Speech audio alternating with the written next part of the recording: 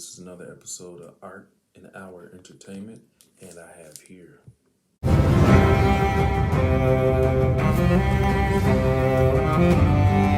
No, that music is so legendary, man.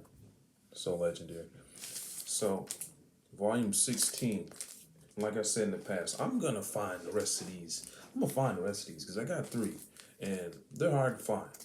Which is actually gonna be cool because that means I gotta find them in various places, and I won't spend money because I'm trying to save money.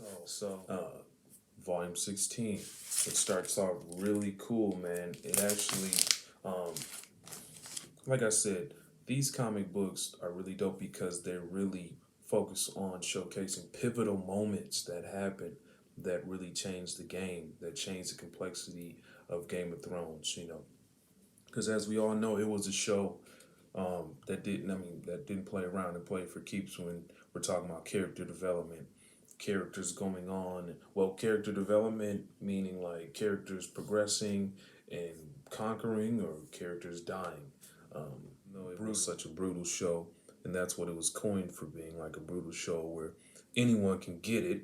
Even though it had that element that you're on the edge of your seat, it still had that sense of there's three-dimensional characters in this story, and they have love, compassion, some have hate, animosity, jealousy, but it really dealt with the human nature of things. You strip away the dragons, it was mostly about people, which is why I think it was so great. Game of Thrones, and still is to this day. But to my point, this starts off with Jon Snow and Half Hand, and right here is the scene where they're tracking in the snow, and eventually they get confronted by the wildlings, and Half Hand tells him, while they're in the midst of fighting to the death because they were pitted against each other by the wildlings, and it was also Half Hand's plan to do this. He was like, all right, look, the best way for us to figure out what's going on with the wildlings, keep in mind in the background there's White Walkers, and there's a mass migration of all these people, what I'm saying, the wildlings, because they're afraid of the Night Walkers. So anyway, back to what I'm saying. Half Hand, Jon Snow, they're battling out with swords, what I'm saying, to the death, pitted against one another. And what Half Hand tells them is that, look, you need to infiltrate not the White Walkers, excuse me. He said, you need to infiltrate the wildlings, figure out what's going on, figure out what Mance Rayder is up to. Mance Rayder is the leader of the wildlings, right? So he's like, hey, look, you're still a member of the Night's Watch, Jon Snow, but you need to infiltrate and figure out what's going on. And it was pretty dope. Then to drive home the idea that Jon Snow is no longer a member of the Night's Watch, he kills Half Hand. Yep, he kills Half Hand right in front of all of the free folk. Excuse me, not the wildlings, but the free folk. And yeah, they're like, yeah, he's one of us. He's riding with us now. Man. And then it switches over to Bran, who is, he eventually becomes the king of Game of Thrones. It shows him warging, and warging basically, I'm assuming everyone knows about Game of Thrones. So they're warging. Bran is in the body of a wolf. And as he's sleeping, he wakes up.